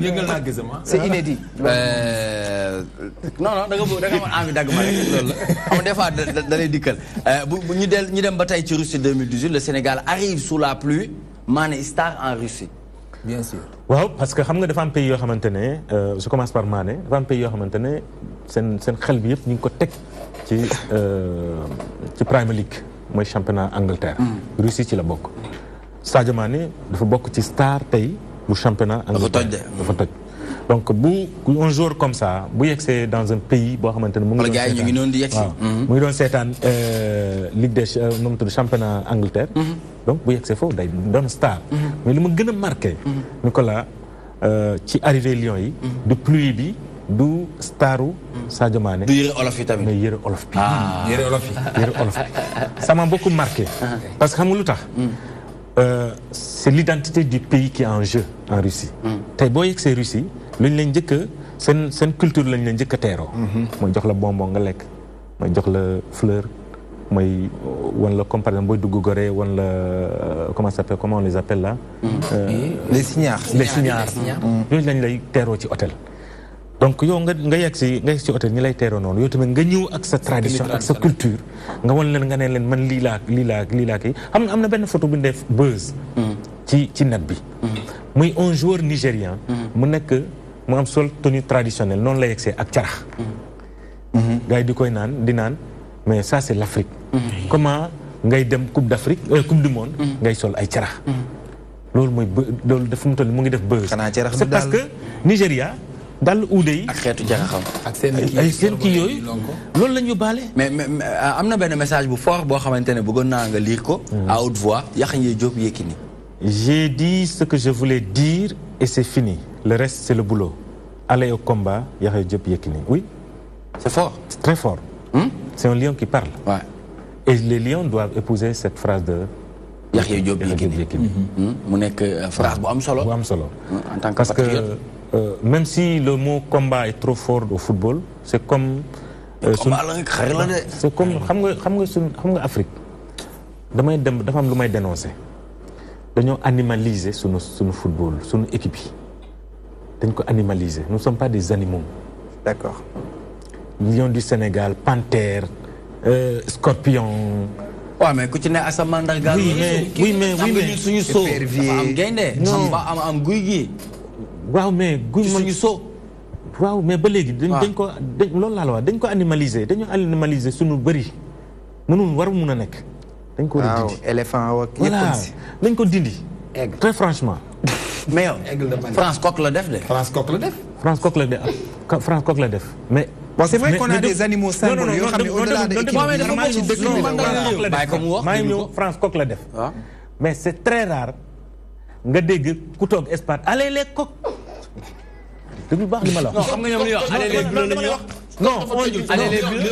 non on dit allez les bleus. waaw allez les bleus. on dit allez les bleus. oui voilà parce que xam nga c'est-à-dire def nañ ko coq mais bëgguñu comme le terme. ñoom bu ñu amoon lion dañ koy def lion de. duñ ko def lion de. jaay walaay non duñ ko def amuñu ko. non am gaynde di ko bañ. mais attends kan nga am gaynde di def coq. mais Côte d'Ivoire yi nii ñoom dañ naan ñu les éléphants. mais lion kan moo ko moom. les éléphants de Côte d'Ivoire waaw. lion ban. lion ku ko moom. lion benn. waaw laaj naa la ko. lion kay àll ba la nekk ku nekk ko moom. il y a combien de lions d'équipe nationale. non defal naa rek les lions de l'Atlas du Maroc. les lions du Sénégal. les lions du Cameroun. xam nga lan France mën na jël lion. waaw d'accord bu la neexee mais muñ bu ñu jëloon tey lion. waaw léegi ñun suñu mandarga réew. ñu lay gaynde lañ. gaynde da ci bokk ak guy yi. te grand loolu jiitu na équipe nationale jiitu na loolu. nga ne man fi ngeen ko yóbbu. xam nga lan la. non Samba. waaw xam naa waaw non. dama ko koor gi na ko ñaar dama ko bëgg a indi mu ñëw xam nga léegi. gaynde Pape foog nga tey gaynde bi suñ ko dee wax waxuñu pour jikkooy gaynde bi maanaam jom ci gaynde xadar ji ci détermination bi foofu la ñuy xoole engagement bi waaw mais bul xool gaynde ak ay geenam ak ay karawam ak ay waaw pare nga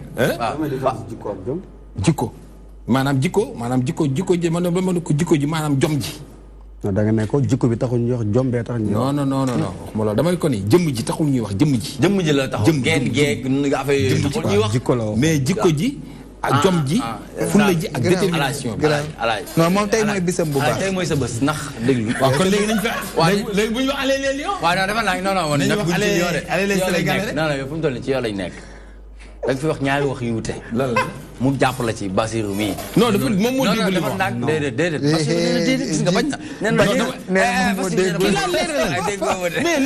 mais man je ne comprends pas kii dama ko ni buñ dee wax ci jikko ji waali xaar non ma ñëw déedéet wax nga ba pare kañ ñaata ngay waxaat nag wax nga ba pare kii laay waxal pare gu ma ci jom ak jikko la ñuy yem fu mu toll nii taxawal non bu leen diaboliser loolu diaboliser wu de xam naa baax dama ni kii buñ dee wax ni yow waxuñu ci jëmm ji non peut-être mën naa jum ni jikko mais jëmm lañ la wax waaw jum lañ la wax nag ci lañ lay kaaj foofu lañ nekk de loolu njuumte la ci parole waaw mais après nee naa la waxuñu la ci geen geeg ki geen geeg jëmm mais waxoon jikko nga ñëw non yow da nga dafa yaakaar ne dama ni non non loolu nga waxoon. mais yëpp koor gi la rek. bis bu baax bi la tey la sa bis bu baax yow. lu am solo nga ne ko. bul wax bul tax ñoom Issa di ko replay. mais jombe la ñuy wax. d'accord dama mooy jëmm ji quoi jëmm ji laa doon. voilà jikko ji la ñu wax quoi. non c'est vrai. jërëjëf merci. d'accord léegi. gàggantil kii léegi est-ce que xam nga gis nga ci photo yi am na yenn photo yu ñu wane yenn supporters waa Liverpool accueil bi nga xamante ne accueillir nañ ko Lions mais ñu réserver ko aussi Sadio Mané. ah kon génn nga fële. génn naa fan. non dañ fay génn wax ba mu changé parce que nañ ko bàyyi. waaw mais non tamit buñ lekk temps yi pour. non du question lekk temps nga koy wax nii pour mu changé ko pour mu génne génne gi ñuy def leneen. c'est-à-dire su ma nee bu ñuy wax les Lions. je ne dis pas que c'est parce que le sceau du Sénégal un but ay yooyu. c'est pas ça. non loolu kii la devise la li nga doon wax léegi devise la. waaw devise France du fa ne. c'est devise lan la. fraternité. non man foofu man donc du foofu la. légalité fraternité liberté waaw. mais animal symbole bi quoi. animal symbole bi. maintenant animal symbole jiitu na équipe nationale moo tax man la référence bi nga utilisé. je veux dire xam nga lan moo indi. est-ce que mën nga ko bàyyi mu daaneel. xam nga lan moo ko indi mais xam nga lan moo ko indi. c'est le mot combat bu Yékini utilisé moo ko indi. combat parce que on est des gaynde. non je dis moo tax ma ne la le football c'est pas un combat. waaye ñuy xaar non on dit d'ailleurs le sport de combat. kenn weddiwul loolu. voilà moom foofu laa lay wax. donc lu am na sport yoo xamante ne ni mu yëgee la bindee moo tax ma wax la bu ñu ko jëlee combat boo ko jëlee combat. man bëgg booy jëlee ko combat. non boo ko jëlee combat doo gagné. entraîneur di nekk ci vestiaire ne joueurs yi battez-vous. waay bàyyi ma waay. battez-vous le verbe se battre. mais c'est kenn weddiwul loolu de. entraîneur day wax ay joueurs yi battez-vous ak combat. ce n'est pas au sens kii propre. battez-vous wala combat bu ñu ko waxee maanaam mënul fexe ba doon combat comme ni ko waxee intelligence ci jeu bi bu lay mën a permettre nga mën di gagner. waaw mais mën naa laaj léegi yow li ngay wax yëpp dafa intellectuel léegi ñuy wàccee wax bi. waaw mu laa c'est-à-dire match yi ay combat la oui ma non il faut ngeen d'accord loolu. Sénégal dafa dem Russie pour gagner pour liggéey pour xeex. c'est-à-dire ay duel la dama ne ay duel la. ay duel yu ñuy gagné moo lay mën di jógee ci niveau. Ismaïla mayaat ma phrase bi s'il vous plaît. mayaat ma phrase bi phrase yu Yaxya Diop Yékini ñu liiraat ko mu def ko en grand écran. ñu liiraat ko bu baax peut-être bu ko defee dinañu gën a comprendre mais man li ma ci comprendre mooy xare lañ dem. xare la ñuy dem yow bañ na ko ba nga naan booy nañu xeex na metti booy supporter léegi c'est-à-dire mon problème c'est le mot lion. c'est-à-dire lion Pape Ousmane léeral ma le mot lion ay lion ay panthère ay yooyu je dis que le sport buñ ko le reste c'est le boulot aller au combat. aller au combat. waaw c'est le mot combat qui pose problème. oui aller au défilé. oui. non, il ne s'agit pas d'aller au défilé. Il faut. Qui est combat? Le problème de combat, xel day combat. Non, c'est-à-dire, gis nga non, xam nga di nga gagner fekk combattre.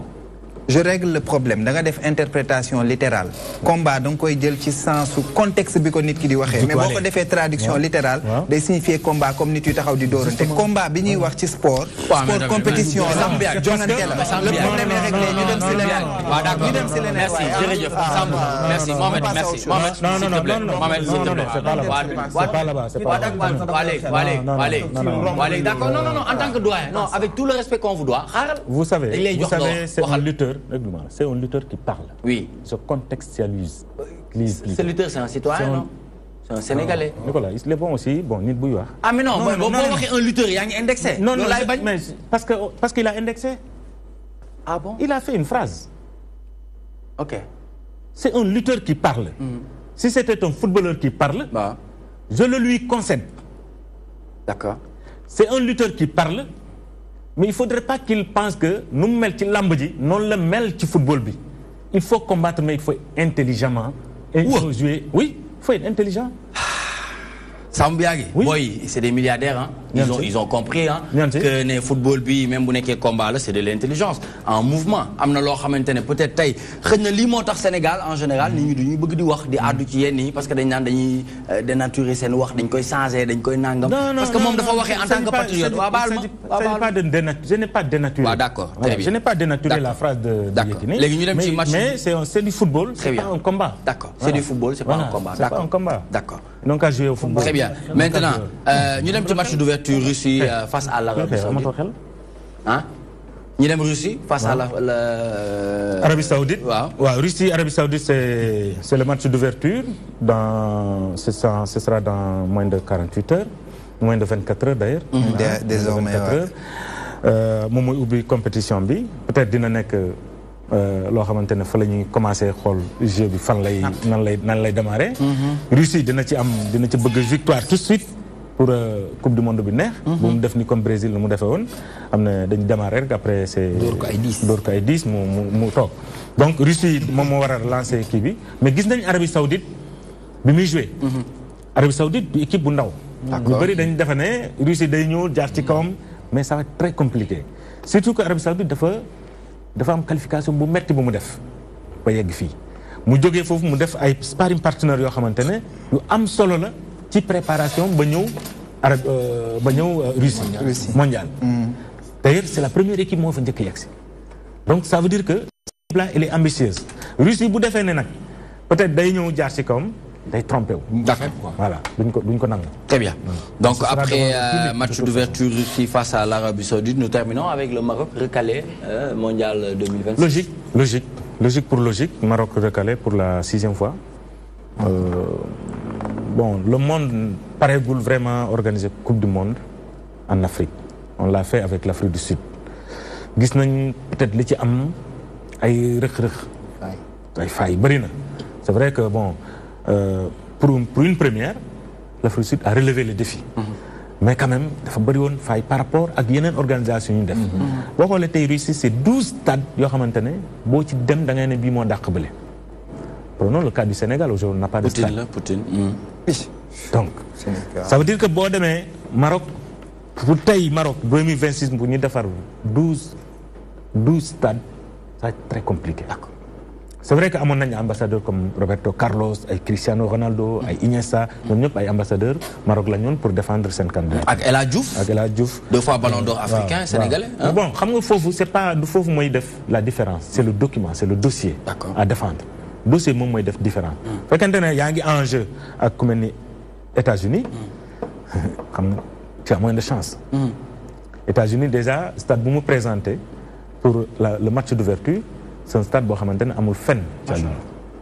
Donc kooku du présenter loolu. yow nga présenter benn stade boo xamante ne nit ñi dañ leen di téye ci biti pour ñu mën a seetaan.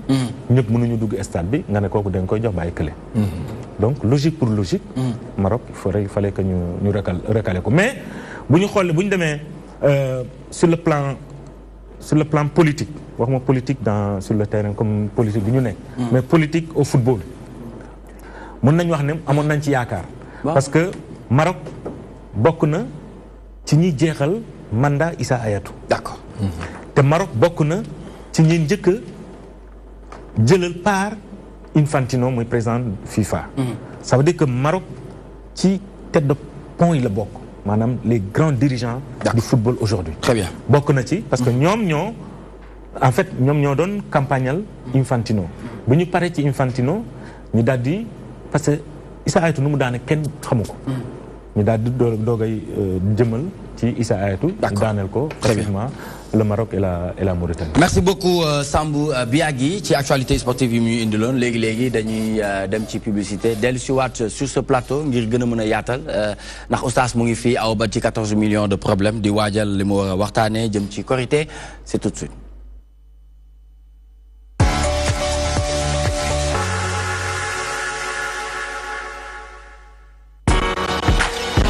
Le goji séché, le fruit du bonheur, le plus puissant produit naturel d'anti-vieillissement et d'antioxydants, enfin disponible. Le goji séché, distributeur exclusif, Excaf, Business Trading, rue 14 prolongée, Aslem 1 Solida. Le goji séché, le fortifiant naturel qu'il vous faut.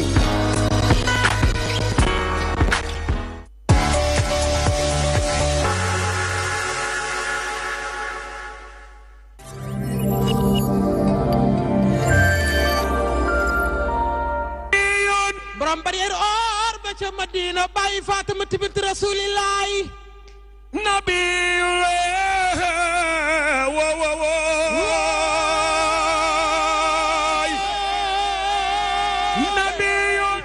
ñuy santaat yàlla bu baax di wax alhamdulilah lazi alaman ixsaana maalam yaxlam gannaaw ba ñu santee yàlla ñu ngi julli ci sangu-sang yi Seydina Muhammad alayhi salaatu wasalaam Abdallah ma ca gëléem nga borom barrière or bi di ñaan yàlla nañu ko yàlla bëgg loo. waaw émission bi moom namoon nañ ko lool ndax xam nga émission bi solo gi mu am. dafa jéggi dayoo. ndax rendez-vous dina bien defe naa ne adduna bi yëpp moom la ñuy seetaan. yonente bi. rek moo jara sax. moom kese. dara amul moom kese moom kese. di nuyu tamit surtout ñu nekk ci diaspora bi. dañ koy seetaan rafetlu émission bi. ñaan yaa mën a maye pour yàlla nangul li ni ñaan. yaa nuru yaa munawiru zulaami nawir dariqi bi nuuri saami afin ala xabri bi nuuri rahmati bi fadlikal xaribi ya da ni'mati.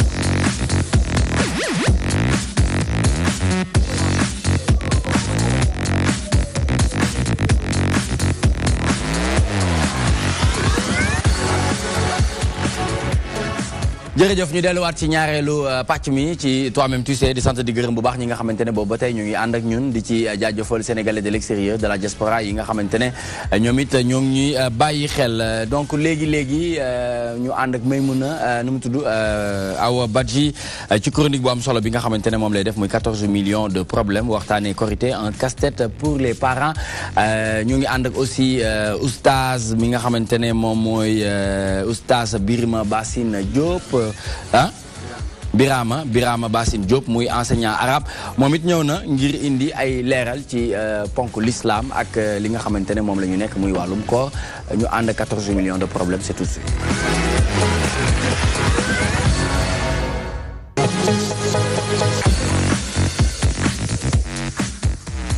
jërëjëf 14 millions de problèmes li nga waxtaanee jëm ci li nga xamante ne moom mooy Korité un casse-tête pour les parents ndax jamono jii nii ñoom Alaaji Sall Bigué gars yi nelawatuñu dégg naa effectivement Nicolas bu ñu nee Korité rek xel yi dafay dem ci ñi nga xam ne ñooy waajur yi ko mu nekk góor ko mu nekk jigéen ku nekk yaa ngi xalaat nan nga war a mën a satisfaire sa famille ndax boo xalaatee ni dépense su kër gi maanaam lekk geeg naan gi war nga ko mën a génne ak yére yi nga xam ne xale yi dañ koy sol wala soxla yi wala ñeneen ak ñeneen lépp rek pour jëm ci wàllu fête bi te fête ci fii ci Sénégal xam nañ ñi dañ koy rëyal ñun fête duñ ko def dañ ko jëlee lu ndaw à chaque fois fête dañ koy jëlee lu rëy ba mujj bi dañ ci am sax ay jafe-jafe dañ ci am sax ay coono luñ ci doon wuti sax mujj bi duñ ko si amatee léegi nag waxtaan nañ si ak sénégalais ñenn ñu jot a tasal ñu déglu lu ñu wax ñoom lan mooy seen xalaat ak fête bi nan lañ koy passé. Très bien. il faut ñu préparer ko il faut ñu def ci lu ñu mën mooy jënd xale yëre parce que xale yi dañoo wóor te xale bu ñu wóoree xale yu ndaw wóor suñu pare il faut nga kii leen defal leen lu rëy quoi jënd leen yëre di nga jënd ay ginaar aussi xam nga jënd ay boissons ñu naan parce que màggal bés bi. def niñ daan def rek def lu yam togg lu yam def lépp lu yam bañ ko jël feet yi ngand yooyu nag xaalis amul jamono nee. sa njaboot nga warul xamal xaar ba feet ñëw ngay door a def xam nga soo melee ni man nga xam ne liggéeyoo weer bu dee soo amee xaalis xelalaay wax sama ngi ci njaboot ak may gis boo amee xaalis da ngay def ak sa njaboot avant feet di jot bu feet jotee boo amul xaalis soo ko yorul du am benn problème. bu feet di jotee da ngay def li nga mën. li nga mën nag du weesu loo xamante ne moom nga xalaat ne moom boo ci génnee doo ci am benn problème ndax yàlla tegul kenn lu mu mënut. bañ a yàq rek parce que suba day métti.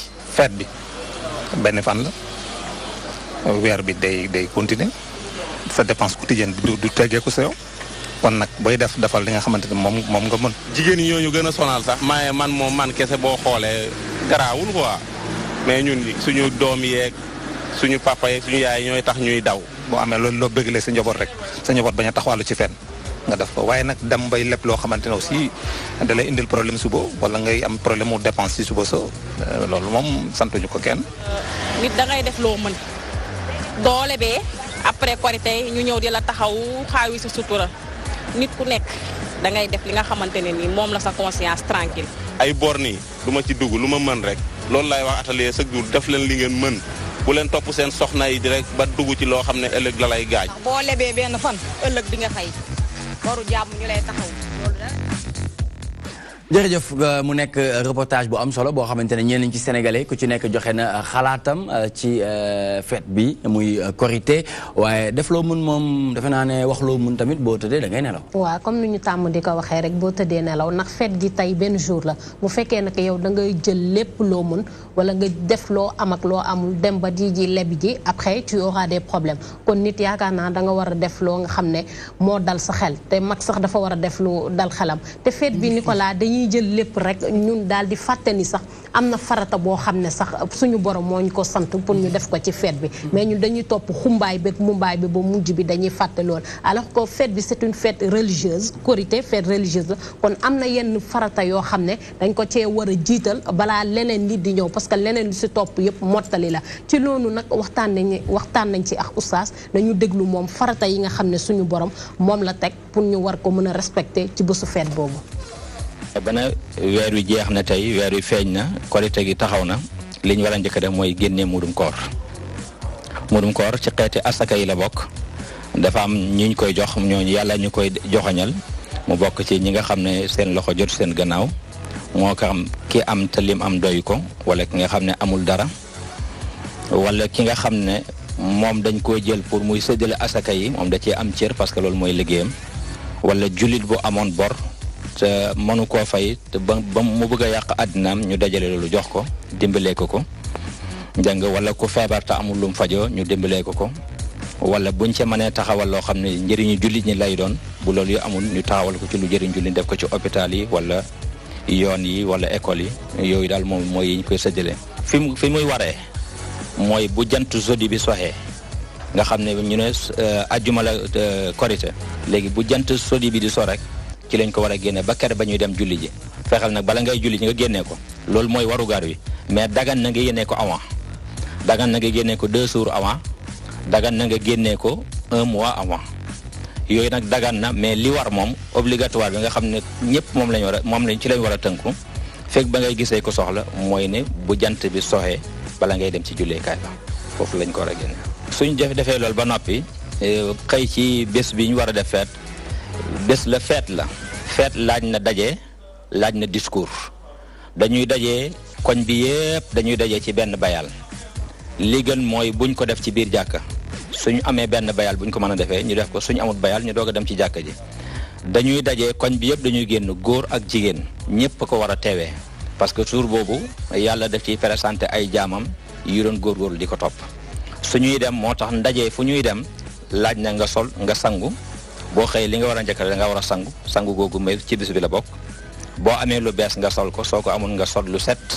boo amee xet gu neex nga laal ko pour mbooloo mi ngay dajeet moo tax léegi suñ dajee ñu julli ñaari rakk élimaan moo koy jiite bu ñaari rakk yi pare ñu toog déglu élimaan mu def benn discours benn xutba gi bëgg nañ mu waar ci askan wi wax loo xam ne bu fi julli ñu bàyyi ko xam fu ñuy teg seen tànk ci li xew-xewu jamono mooy mu wax ak ñoom ci xew-xewu jamono lu ci lislaam wax dénk leen waar leen delloowaat leen ci borom bi léegi sooy dem sol lu rafet loolu dañoo bëgg booy dem ngay kabar allahu akbar ba kere ba ngay yeggee soo yeggee toog xaar imam bu ilimaan jullee ba noppi yoon wa nga jaaroon dem booy wëññee ko da ngay jaar beneen yoon su ko defee soo agsee li ci des nag lëfi caaraan yee ci des boo amee loo togg nga togg lekk yow ak sa njaboot bëggal sa njaboot siyaare say mbokk balu ak jërëjëf merci beaucoup dégg nañu imam kàddu yu am solo yi nga xamante ne jot na ko yëkkati aw Badji. waaw juste rek pour gën a ñaax sénégalais yi di leen fàttali ni fête bi fête bu am solo la surtout si diine kon nag buñ ciy def bu ñu topp xumbaay beeg mumaay bi nañuy def tamit farata bi nga xam ne moom moo war ak li nga xam ne moom moo tax fête bi ñu wàccee ko. di ci ñaaxaat sénégalais bu baax a baax. très bien merci beaucoup di mu wax lu am solo jëm ci korité un casse-tête pour les parents dégg nañu ñenn ci sénégalais yi kàddu yi nga xamante ne jot nañ ko yëkkati ba ci imam bi ñu interview moom it yëkkati na ci ay kàddu boo toogee fii tey lan moo war a mën a nekk jàngat bi par rapport à la société sénégalaise.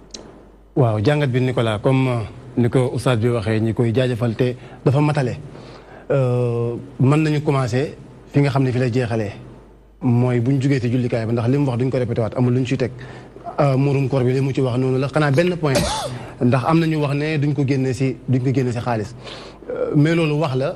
dañuy bëgg rek di baaxantal li nga xam ne loolu la sang bu tedd bi daan def sallallahu alayhi wa sallam mais génn ko si xaalis du wàññi dara ndax bu fekkee da nga koy jox benn Samba Ndiaye wala Kumba Ndiaye daf koy jaay ngir mën a faj soxlaam nga génn ko si xaalisam dafa am na sax ñoo xam ne génn ko si xaalis moo gën a yomb ko ñoom ñu génn ko si ay daana yu ni mel kon loolu tam lu jara lan lañ ci gën a sopp wala amul luñ ci gën a sopp mooy li gën a siiw si li askan wi dundee bu dee Sénégal mooy ceeb xam nga boo waxee loolu man su ma neexee persa la may la ceebu jën parce que Sénégal ceebu jën mooy li nga xam ne chaque jour ñëpp dañu koy jëfandikoo mais li gën a fës si li askan wi di jëfandikoo li ñuy génnee muurum koor wala loo xam ne mën na taxaw palaatam ñaata la moom mooy arbaatu am daad maanaam yonent bi sallallahu alayhi wasallam wax ne daan dagale ñaari loxoom tibbaat natt nañ ko am na ñu ne 2 kilos 500 la maanaam daal boo génnee 3 kilos yàquloo ko pour benn bopp bu ne borom kër gu nekk yaa ko war a génneel sa soxna génneel ko say njaboot yoo xam ne yaa leen yilif bopp bu nekk 3 kilos waaw bopp bu nekk 3 kilos maximum 2 kilos 500 baax na borom kër gu nekk yaa koy génneel say njaboot ñooy yilif bu fekkee mënuñ koo génneel seen bopp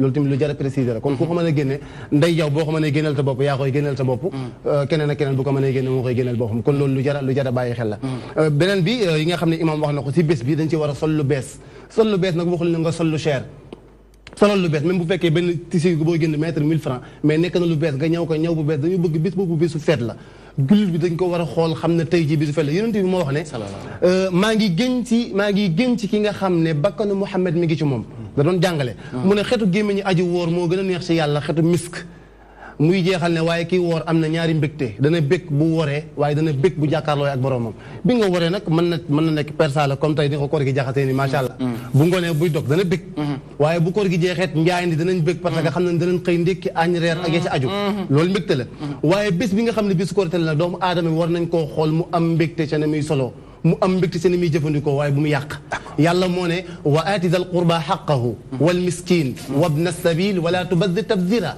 inna almubaddirina kaanu ixwana shayatin wa kaana shaytan li rabbihi kafura mu ne joxal ñi nga war a jox lim na ay lim mais li ci gën a am solo mooy mu ne bul yàq bul gaspiller mais Nicolas gaspillage bi nag dafa jar a leeral d'accord parce que bul ne kii def na lu bari rek dafa yàq non ki war a def lu bari na def lu bari Serigne Cheikh parce que foofu la dooleem toll loolu d'accord xam nga dañ naan yàlla tegul kenn lu mu attan waxin la yàlla lépp lu mu technique attan na ko maam Cheikh Tidiane Sy Al Maktoum def ne wolof Njaay moo naan ku nekk la nga am ngay demee marché loolu wax ju yàqu la ku nekk la nga war a yóbbu marché da nga war a def yitte pour yóbbu ko marché sa soxna war na yóbbu marché 2000 francs nga am 1000 francs na sa yitte àgg ci nga wut beneen 1000 francs teg ko ca mu am 1000 francs yu mën a yóbbu muy 2000 kon doomu aadama bi bés boobu nañu fexe ba li ñu ci war a def ñu def ko ci mais bu ñu yàq macha allah bu ñu yàq li ma waxoon sànq nag solo bi surtout soxna yi góor ñi sax ñu ngi leen si topp mais léegi soxna yi ñoo gën a sonn bu dee kii teg cheveux la mi ngi yàq bu dee même ñuy valer parce que val bi ñuy teg léegi am na val yoo xam ne sax moo gën a cher li jigéen ñi teg seen bopp dañ koy dégg il faut le dire loolu tamit dañ ko war a bàyyi wala xel ay voile yu cher sax waaw parce que léegi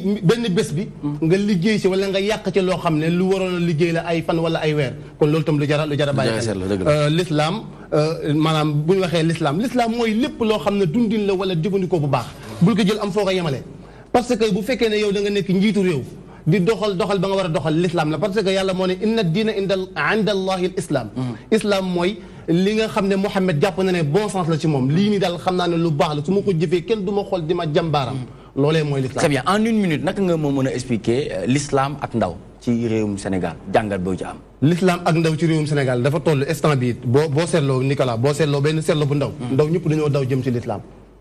parce que gis nga nitu yàlla dafay waxee ne yàlla. nitu yàlla xam nga nitu yàlla non composé la nit da nga ne nit ne yàlla xamoo lan mooy nit ci moom xamoo li yàlla ci moom. waxin la ndax yàlla amul den moo nitu yàlla def na woon ndaw ñi dañoo daw jëm ci diine. mu ne waaye dama tiit ndax buñ ca fekkul yàlla buñ jël ci waat li koy expliqué nag bon man personnellement aw ma lu ma mën a wax ne lii la mën na am coobare yàlla la. mën na am coobare yàlla la mais nag lan mooy l'islam bi parce que boo ma waxoon ne ma nangam fi la ndaw ñi jëm ndax bëri na lu ñu tuddee l'islam te du l'islam. bëri na lu ñu tuddee l'islam te du l'islam. ndax bu fekkente ne ñi nga xam ne dañuy woo ay nit di leen radicaliser ngir nangam ak nangam loolu du l'islam. bu dee keneen kuy woo ay nit ngir yàq diggante ak diw diggante nangam ak nangam loolu du l'islam. bu ñu jëlee suñu l'islamu Sénégal ñu mu nekk l'islam bu riche. parce que l'islam benn la mais Sénégal dafa am bos boppam. mooy l'islam bi nga xam ne Mame Bamba moom la doon woote. Cheikh Sidi El Hadji Malick moom la doon woote ak seen mbokk yi ba toog mënoo leen lim ba mu jeex. boobu l'islam nag mooy l'islam bu jar a bàyyi xel bu ñu sàgganee bon. tey est-ce que di nga am xel bu dal ak ndaw ñi ngay gis nii ci doxalin bi ñuy doxalee ci façon l'islam bi ni ñu koy l'islam. ma xel bu dal parce que ndaw ñi léegi amatuñ kersa amatuñ fu ñu yem. pour ñoom jàpp na lu nekk sañ nañ ko wax te am na loo xam ne yàlla bi mu waxee lakum diinukum waliya diin la mbir mi jeex. d'accord léegi da ngay fekk ne jullit ak jullit est-ce que xam nga ne yow Nicolas man ak yow en tant que jullit su ma lay weddi loo yàlla ñu ñaar am na ko ci génn l'islam bi nga ne waaw buñu jàkkaarloo man ak yow ñu ñaar di saagante ñu ñaar am na ko ci koo xam ne l'islam maam doomootu ko d'accord te ñu ñaar buñu jotee woon tey jii ba faatu am ñun ñaar ñëpp safara lañ jëm bu fekkee ne yéene bi ma amoon mooy faat la yow nga am yéene pour faat ma d'accord très bien donc am na solo dinañ ci dinañ defaat yeneen i jotaay yu ñu gën a mën a indiwaat ay waxtaan incha allah muy enseignant arabe di oustaz Diop tey mu ñëwoon rek bokk ci waxtaan bi ci toi-même tu sais comme ni ñu koy tàmm di defee Bassirou ñu bàyyi la nga tàggoo très rapidement. ok mooy sant ak gërëm. yéen ñëpp di gërëm tamit ñi nga xam ne mooy suñu àll boobu nga xam ne nekk nañ ci ay jafe-jafe di lancer tamit xaw ma kan ñan laa koy wax mooy autorité yeeg yëpp. waaw message rek waaw message. que ne nañ bàyyi xel àll bi. Sénégal du Dakar. d'accord Sénégal du Dakar bu ma ko waxee mooy. parce que dafay seetlu lu manqué rek day doon benn riir. très bien alors que moment boobu ngay manqué ndox benn fan di coow. am na koo xam ne day fanaanoo xeel li ndox. wala muy rooti ji wala sax déeg bi nga xam ne ba nee ñëw fi xaj yi di naan. foofu lay dem di utiliser wu. donc ñu ngi jël juróom. lekkul naanul amul fu mu faju yee. ñu bàyyi xel ci ñooñu. di gërëm ñëpp di sant ñëpp. jërëjëf Bassirou Ba président du mouvement Aar Sunu Moomeel ñu doon waxtaanee lu jëm ci vol de bétail Aar Sunu Moomeel en croisade contre le phénomène Alaaji Sall ñu ànd ak yow nga jeexalee ak avis du jour.